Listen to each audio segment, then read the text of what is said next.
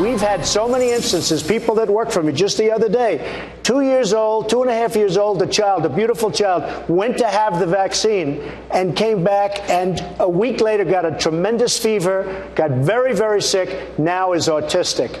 I only say it's not, I'm in favor of vaccines. Do them over a longer period of time, same amount, but just in little sections.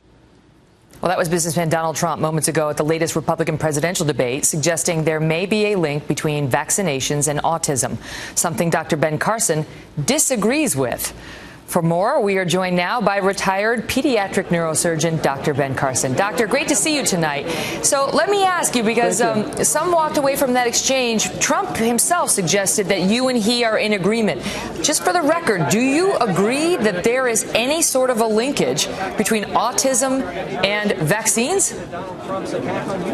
No, I think what he was referring to is agreement that the vaccination schedule needs to be adjusted so that you're not giving people such a big load in such a short period of time.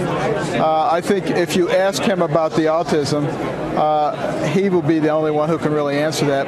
But he indicated to me that he had an understanding of what I was saying. Do you believe that story, that a child was vaccinated and then shortly thereafter got autism? I mean, his suggestion seemed to be there was a linkage. Well, what you have to recognize is that almost all children get vaccinated, and there are a certain percentage of children who also are autistic. So if just about everybody is getting a vaccination and some of them become autistic, if you don't think about this logically, you'll say that the vaccine caused the autism, when in fact autism occurs in a certain portion of the population. Right. Quick question on this because there's a lot of talk on this on Twitter. Do you think it is an irresponsible suggestion to intimate that there is a connection? Well, you know, we don't even have to intimate or not intimate it. There's been so many studies done that it's been disproven on so many different levels. It's just a matter of what people want to believe at this stage. Let's talk about the debate. How do you feel about it? Well, I didn't like the format very well, and I thought that the moderators pretty much lost control. And I would love to see a format in which there were less people, or in which they provided, you know, at least 2 minutes to give an answer, so that you can actually have enough time to explain rather than do everything in sound bites. You know, the American people deserve better than that. Having said that, you know, my people tell me during the debate we acquired 300,000 new Facebook friends and $1 million, so I can't complain too much. Do you feel that you do better in the longer format, you know, as opposed to the quick retorts that are required in a format like this?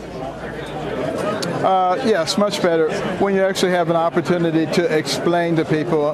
And I think that's one of the things that's been one of my fortes when I'm out on the stump.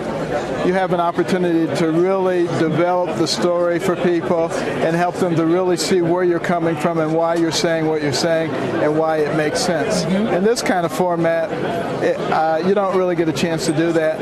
And it's a matter of how good of a politician are you and how polished are you in getting out a soundbite. But I'm not sure that's all that helpful for the American people. I got to run, but before I go, I want to ask you, also getting a lot of attention is the handshake. Donald Trump put his hand out for a high five, and you try to give him the high five, and then it turned into, I don't know what happened there. Was there any awkwardness in your handshake with Trump? Not really. I mean, I hardly even noticed that somebody else was asking me, and I said, what high five? So it obviously didn't make a big impression on me. Glad to hear it. Great to see you. All right, you too. Thank you, Megan.